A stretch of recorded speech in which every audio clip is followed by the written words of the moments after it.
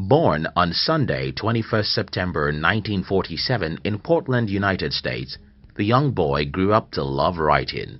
He wanted to be a successful writer, but that wouldn't come very easily. Stephen Edward King wrote his first short story, but nobody read it. The second short story was rejected, and the third followed. One night, Edward started another work. It is a story about a young girl he called Carrietta. He wrote the story in the middle of the night, and when he woke up in the morning, he thought that the story wasn't good enough. After all, this is a man who had written 3 books without any success. Stephen King trashed the short story he had just written and went out to his day job, but his wife, Tabitha, had a better idea. She believes there's no harm in trying, and she convinced her husband to complete the story of Carrietta and get it published. By January 1973, King submitted his story to the publisher, and a different thing happened. Now, he was accepted, and his first successful work was published. From that point, Stephen King goes on to become one of the most successful writers the world has ever seen. Now, let's think about this. What if Stephen King had successfully trashed that story that made him famous? Or he had stopped writing after a few failures? Well, maybe we would never have heard from him. Now, pay attention to this. Every creative entrepreneur knows they do not know the market. So they continue trying to offer the market the best they think they could offer until the market accepts one of their products. Yes, as entrepreneurs, we study human psychology, marketing, sales, and human relationship. We study to know about the human nature so we can exploit the opportunities such knowledge gives us. But even with all our curiosity, we still don't know the market as much as we usually think we do, because you cannot know what the market would accept or reject. Your best bet is to keep on planting your seeds of creativity. Persistence had died. In my humble opinion, I think Mr. Persistence has died for most people in this generation. Everywhere I look, I see people who want to become successful by tomorrow morning. Everywhere I look, I see people who pursue different shiny objects, hoping they could get rich by some chance or luck. Truly creative people don't do or expect that. If you're an entrepreneur, a writer, a musician, or even a scientist, you must be wise enough to know that your first few works or products are not likely to be accepted by the market, for whatever reasons. Because of this understanding, you won't just write a book and expect that a single book will make you $1 million.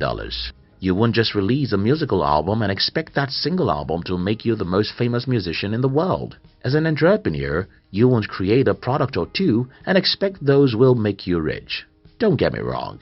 It does happen sometimes that people's first work becomes successful, but such cases are very rare. What is common is the story of someone who has been in a particular industry before, experienced some failures, and then moved to another industry, then have great successes in that new industry. This happened to me with my first book. Before I wrote my first book, I had been in the business world for about 5 years. With my failures and experience in the business world, writing a book about entrepreneurship made my first book succeed more than I ever imagined. Sleeping with your sword.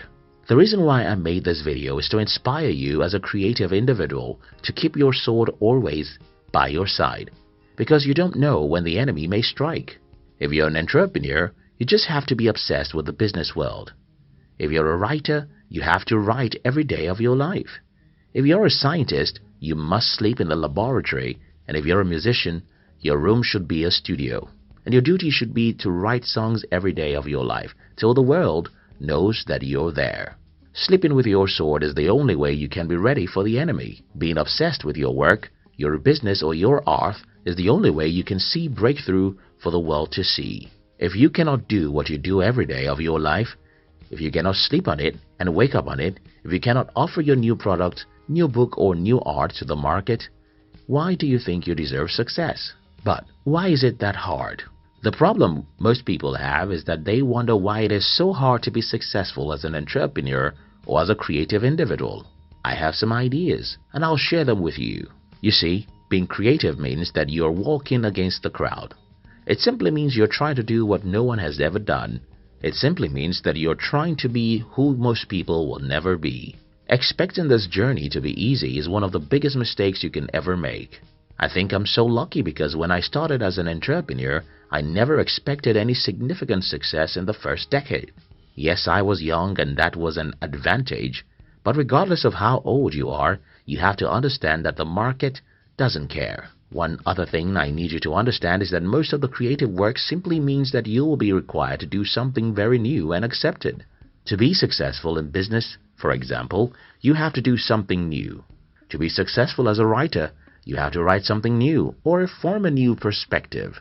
You can't be a successful scientist or an inventor except you show the world what we never knew. To be successful in any creative field, you have to try something new, and that's where the problem is. There's a problem with something new because if it's new, nobody knows what the market will think about it. Let me give you some examples. You and I know what the market thinks about a good lawyer. We all know what the market thinks about a good accountant, doctor, or engineer. We know that if you're a good accountant, some company might pay you well. If you're a good doctor or lawyer, you'll be paid well. These fields are predictable because they do not involve breaking the rules or creating a new or strange thing. But when you talk about inventions or creations of an idea, products or businesses, you have to break some rules and risk creating something new, and the market may just reject you for whatever reason. An example of this is Dean Kamen's Segway. Before Segway was launched in the year 2001, Kamen had been able to raise billions of dollars. The idea was so great that even the smartest people in the world, people like Steve Jobs, even fell for it. And that's why the creative work is hard. You simply cannot tell what the market will accept or reject. So, what is the message of this video? Very simple. Keep on creating. Keep on writing. Keep on researching. Keep on making your art. No matter what area of creative endeavor you find yourself, remember the story of Stephen King. The work he thought could never be accepted by the market was the one the market accepted. You simply cannot tell what the market will accept. Do your best to study the market and to give it your best work. But when the market rejects you, know that it has always been like that. Keep on creating, because your next work might just be what will announce you to the world. Thank you so much for watching our videos.